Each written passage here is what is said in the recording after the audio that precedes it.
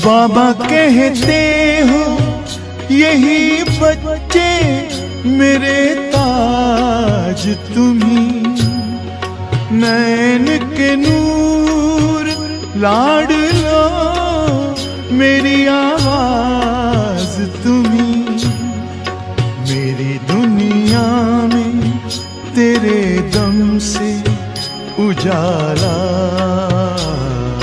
है, तुम्हारे साथ का अनुभव बड़ा निराला है।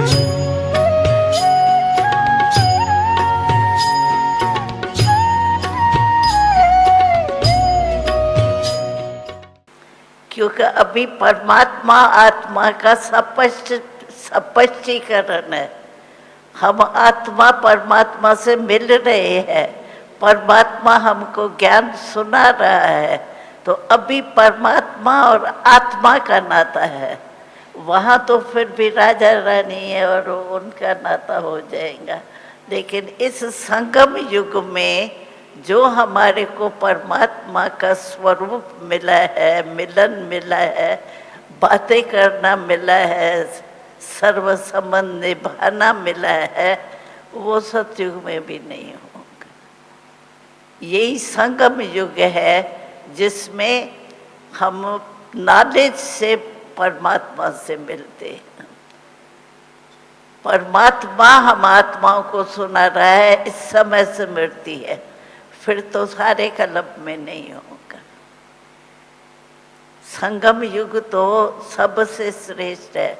एक एक सेकंड संगम युग का वैसे देखे तो एक सेकंड क्या है, बरसों समान। हम समझो उसको हल्का कर देते हैं तो एक सेकंड नहीं गमाया, लेकिन एक वर्ष गमाया। जैसे संगम युग का इतना महत्व है, क्योंकि परमात्मा के रूप से हम आत्माएं मिले परमात्मा से, वो और कोई युग में नहीं। सतयुग में तो देवता रूप में होंगे, लेकिन अभी आत्मा परमात्मा के रूप में हम समझते हैं, हम आत्मा को परमात्मा मिला है और परमात्मा ज्ञान दे रहा है सारे कल्प का। अभी आत्मा परमात्मा का मिलन, आत्मा परमात्मा का परिचय और संबंध का सुख लेना वो अभी है, फिर सारे कल्प में नहीं। थैंक यू दादी। आपने अच्छी बातें बताई भविष्य की भी, परंतु साथ साथ अभी हमें किस प्रकार की बातें ध्यान पर रखनी है वो भी बहुत सुंदर बातें बताई।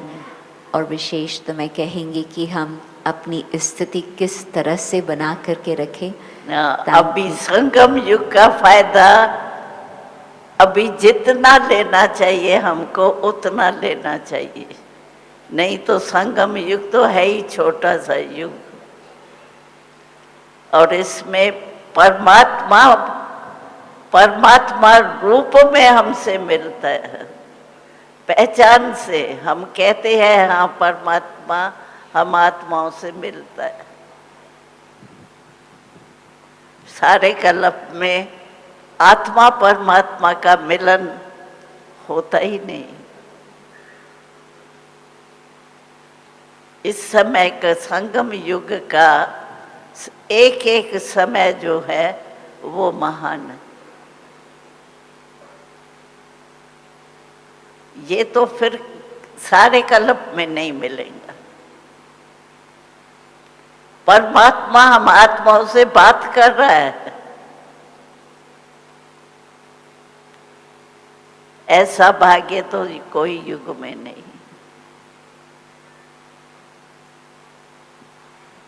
थैंक यू दादी। मुस्कान मिले, जग को जीवन दान मिले, आए गम की ना हवाएं, देते रहो दुआएं, नहीं अवगुण को मन में धरना है।